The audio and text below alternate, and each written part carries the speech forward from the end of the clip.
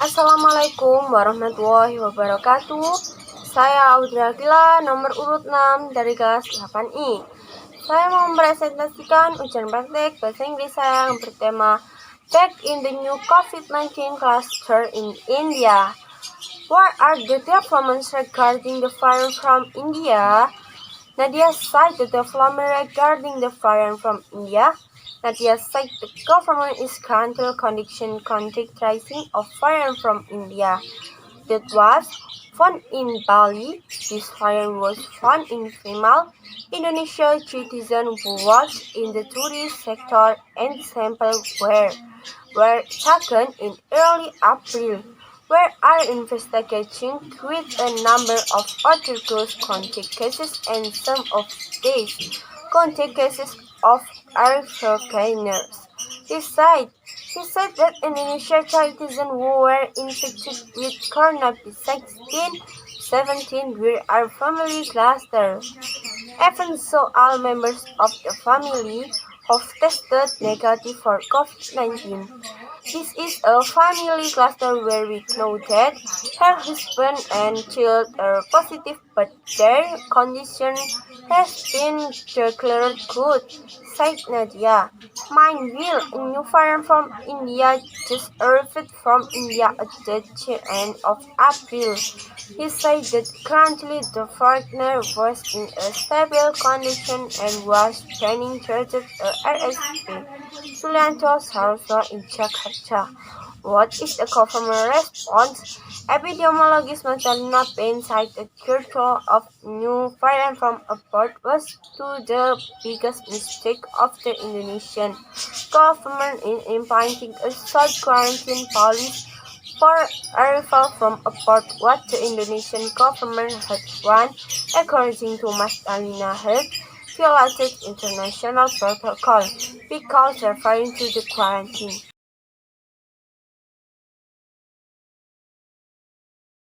Assalamualaikum warahmatullahi wabarakatuh. Perkenalkan, nama saya Audra dari kelas 8I nomor 6. Saya mempresentasikan ujian praktek bahasa Indonesia saya yang bertema mengulas perkembangan klaster baru COVID-19 di India. Apa perkembangan tentang varian dari India? Nadia mengatakan pemerintah saat ini sedang melakukan pelacakan kontak terhadap kasus varian di India yang ditemukan di Bali.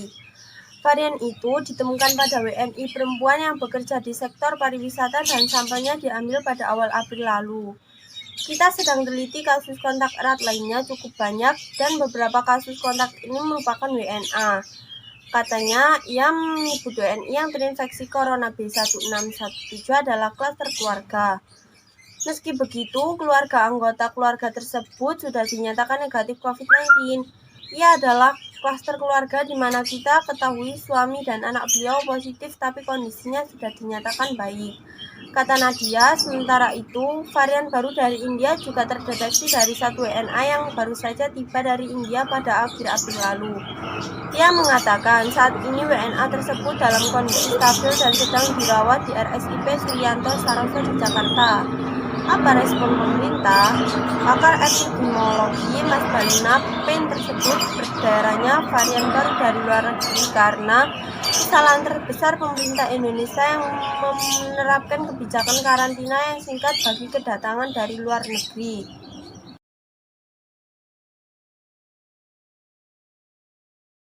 Assalamualaikum warahmatullahi wabarakatuh. Perkenalkan, nama saya Audra dari kelas 8I nomor urut 6. Di sini saya akan mempresentasikan ujian praktek bahasa Jawa saya yang bertema mengulas penyebab klaster baru COVID-19 di India. Kelompok tersebut diwiwiti saka kegiatan religi sing dianakake ing Bogor, Jawa Barat. Sing dirawuhi dening 680 gangsal peserta. Banjur berkembang lan nyebar menyang provinsi liyane yaiku Lampung, Kalimantan Barat, Kalimantan Timur, Kalimantan Tengah, lan NTT. Banjur klaster kegiatan bisnis tanpa riba nyebabake 24 kasus ing 7 provinsi lan nyebabake 3 korban jiwa utawa korban fatal. Kasus iki tekan 12% kaya kluster Sinot GPIB. Klaster iki diwiwiti saka kegiatan ing Bogor sing dirawuhi dening 200 sajanipun berkembang lan nyebar menyang macam-macam provinsi kaya Lampung, Kepulauan Riau, di Yogyakarta, Jawa Tengah, Jawa Timur, Kalimantan Timur, lan Papua ing Lembang. Jawa Barat ana kelompok kerja betel. Aktivitas kasebut nyakup sekitar 200 peserta sing nyebabake 226 kasus kanthi tingkat infeksi kanthi 3,0 Sekian presentasi bahasa Jawa dari saya. Wassalamualaikum warahmatullahi wabarakatuh.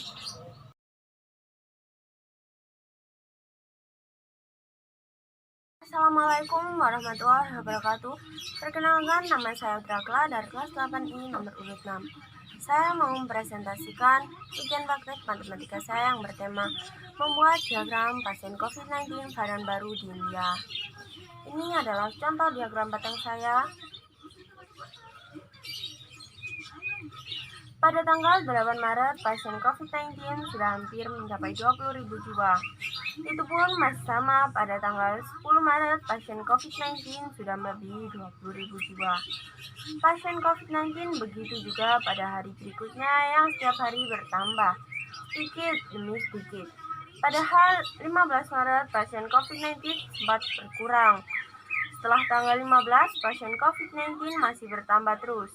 Tiba-tiba pada tanggal 17 Maret, pasien COVID-19 tiba-tiba bertambah sangat banyak hingga melebihi 30.000 korban jiwa. Pada tanggal 19 Maret, pasien COVID-19 melebihi 40.000 korban jiwa.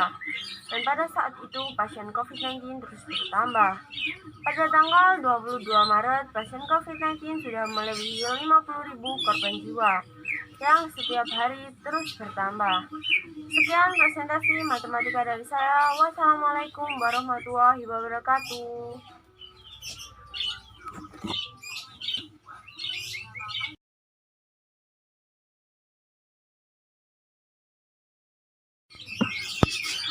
Assalamualaikum warahmatullahi wabarakatuh. Perkenalkan, saya Audrakla dari kelas 8I nomor 6. Saya mau mempresentasikan ujian praktek IPA saya yang bertema menjelaskan alasan pentingnya mematuhi protokol kesehatan. Yang pertama, mencuci tangan. Rutin mencuci tangan hingga bersih adalah salah satu protokol kesehatan yang cukup efektif untuk mencegah penularan COVID-19. Untuk hasil yang maksimal, cucilah tangan setidaknya selama 20 detik beberapa kali sehari, terutama saat sebelum memasak atau makan, setelah menggunakan kamar mandi, setelah menutup hidung saat batuk atau bersin.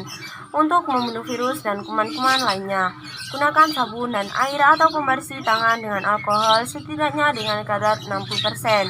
Yang kedua, memakai masker pada awal pandemi COVID-19 tahun lalu.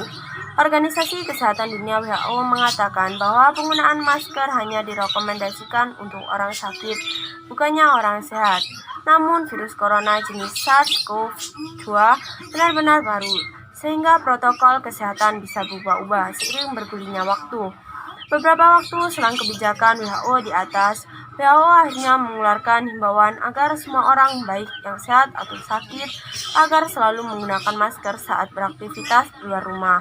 Kebijakan WHO ini juga sempat ditegaskan oleh Presiden Joko Widodo. Kita ingin setiap warga yang harus keluar rumah untuk wajib pakai masker, kata Jokowi saat rapat dengan gugus tugas percepatan penanganan corona. Protokol kesehatan virus corona terkait masker pun semakin digalakan di beberapa negara. Di Amerika Serikat, Center for Disease Control and Prevention memperbarui pedoman terkait penggunaan masker. CDC mengimbau masyarakat Amerika Serikat harus memakai masker meski berada di dalam rumah. Pada kondisi tertentu menurut CDC, penggunaan masker di dalam rumah perlu dilakukan. Yang ketiga, menjaga jarak. Protokol kesehatan lainnya yang perlu dipatuhi adalah menjaga jarak. Protokol kesehatan ini dimuat dalam keputusan Menteri Kesehatan RI dalam protokol kesehatan bagi masyarakat di tempat dan fasilitas umum dalam rangka pencegahan dan pengendalian COVID-19. Sekian presentasi IPA saya. Wassalamualaikum warahmatullahi wabarakatuh.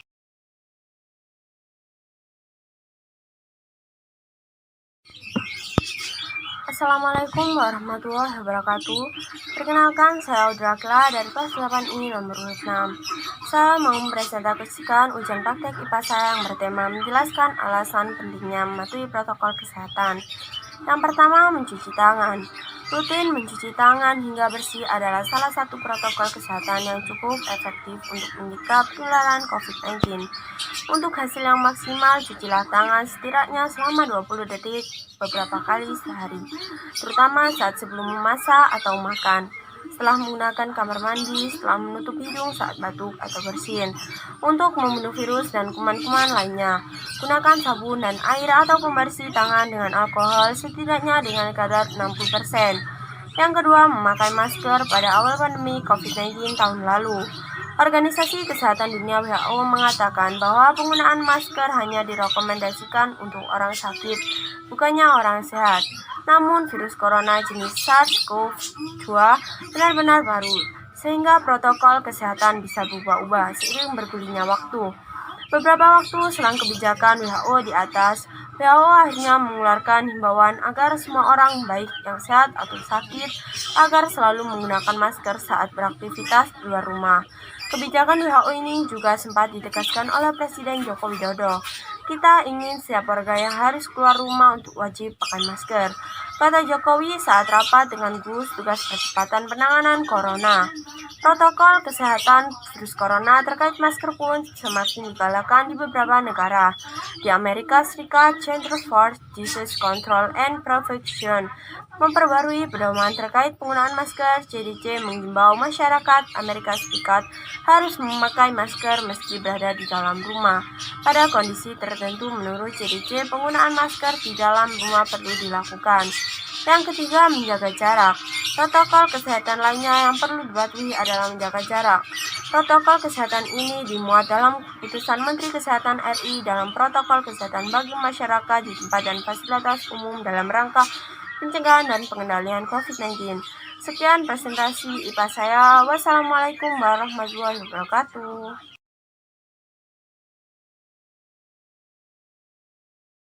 Assalamualaikum warahmatullahi wabarakatuh. Perkenalkan, saya Udra Gila dari kelas 8I nomor urut 6.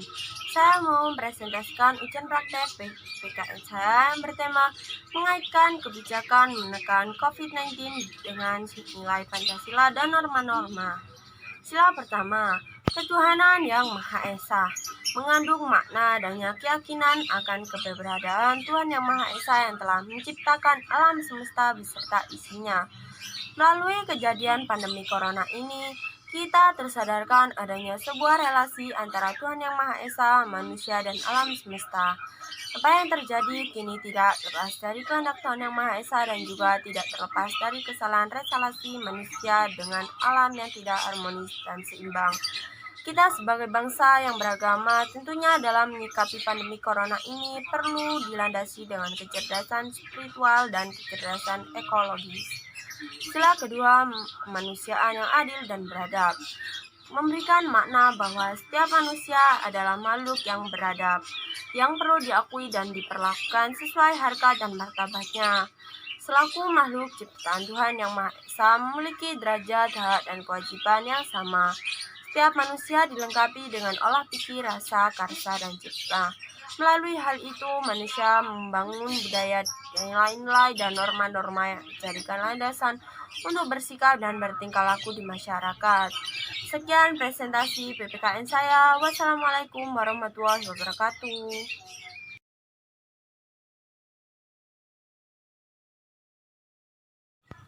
Assalamualaikum warahmatullahi wabarakatuh.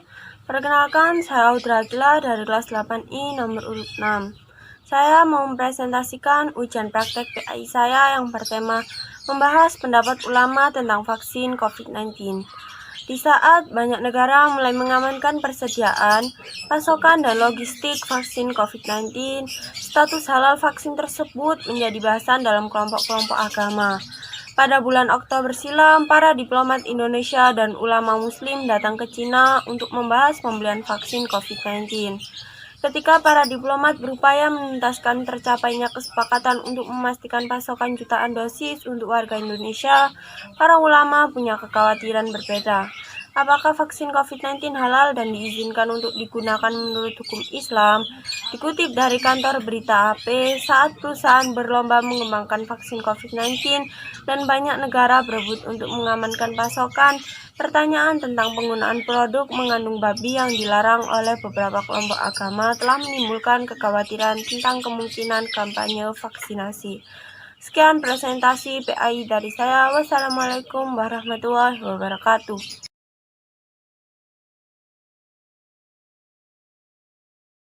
Assalamualaikum warahmatullahi wabarakatuh. Perkenalkan, saya Udra Akila dari kelas 8I nomor urut 6. Saya mempresentasikan ujian praktek BTQ saya yang bertema membahas ayat menjaga kesehatan dari wabah COVID-19. Dalam Al-Quran Surat Al-An'am ayat 103 pun sudah ditegaskan secara kauliyah bahwa dia tidak dapat dicapai oleh penglihatan mata, sedang dia dapat melihat segala penglihatan, dan dialah yang maha halus lagi maha mengetahui. Artinya manusia tidak bisa melihat virus COVID-19 secara kasat mata, tapi manusia bisa merasakan dampaknya. Begitu juga dengan Tuhan, manusia tidak bisa melihatnya, tapi kekuasaannya selalu nyata, seperti virus COVID-19 yang diciptakannya dalam ukuran sangat kecil, itu juga kekuasaannya yang nyata. Dalam ranah teologi, sesuatu tidak dapat dilihat bila berupa materi, berbentuk, memiliki tempat, berada pada arah tertentu, dan ada spergik, cahaya yang menerangi mata, sehingga dapat terlihat. Nah, Tuhan sudah jelas bukan berupa materi dan bentuk, namun manusia memiliki keterbatasan dan hanya dapat merasakan manfaat dari ciptaannya, seperti udara, cahaya, tumbuhan, dan sebagainya. Ayat kauniyah kedua dari COVID-19 itu mengajarkan imun. Virus yang amat kecil itu terbuktinya hanya dapat diatasi dengan imun yang bersumber dari kebersihan atau peduli lingkungan hidup. Tidak membuang sampah sembarangan, tidak makan sembarangan, enggan dengan vitamin atau sayuran, jarang bergerak atau olahraga, dan sebagainya yang membuat manusia menjadi tidak sehat. Dalam Islam ada hadis yang menyebutkan bahwa kebersihan atau kesucian adalah kebagian dari iman. Bahkan Al-Quran Surat At-Taubah ayat 108 juga mengaitkan kebersihan dengan ketakwaan. Sekian presentasi BTQ dari saya. Wassalamualaikum warahmatullahi wabarakatuh.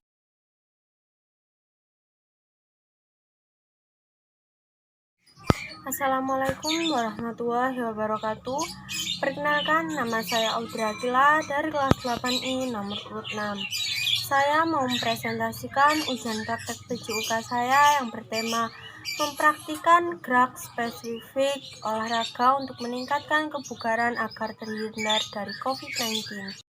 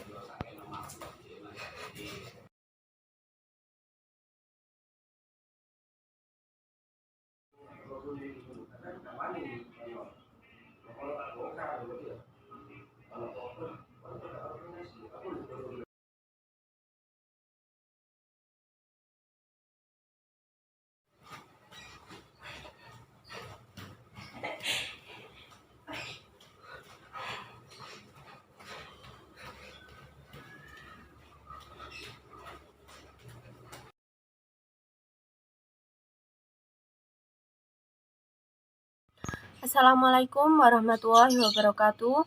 Perkenalkan, nama saya Udra Akila dari kelas 8I nomor urut 6. Saya mempresentasikan ujian praktek IPS saya yang bertema membahas dampak ekonomi COVID-19 varian baru di India.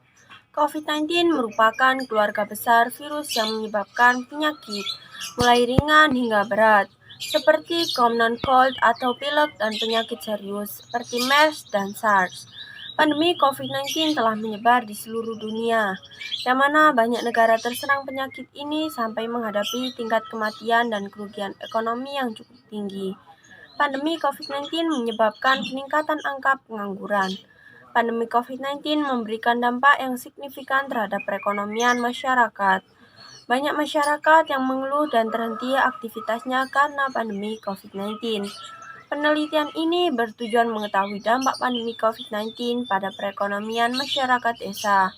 Metode penelitian menggunakan deskriptif kualitatif dengan pendekatan nursing proses atau proses keperawatan dilakukan pada 7 partisipasi di desa Triharjo, Kabupaten Kendal, Jawa Tengah. Teknik sampling menggunakan purposive sampling. Sekian presentasi IPS dari saya. Wassalamualaikum warahmatullahi wabarakatuh.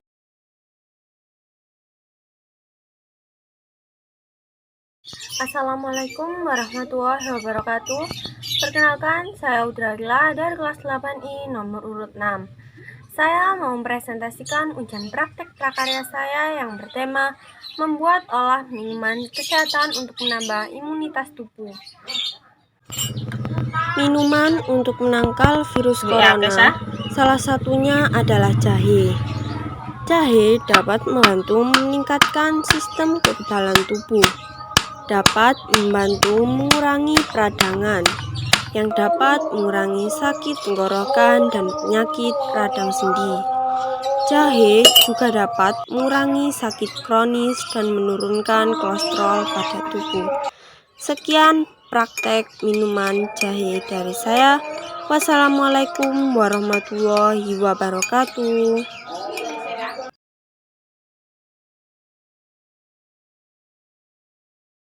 Assalamualaikum warahmatullahi wabarakatuh. Perkenalkan, saya Udra dari kelas 8I nomor urut 6. Saya mau mempresentasikan ujian praktik seni budaya saya yang bertema pantomim di masa pandemi.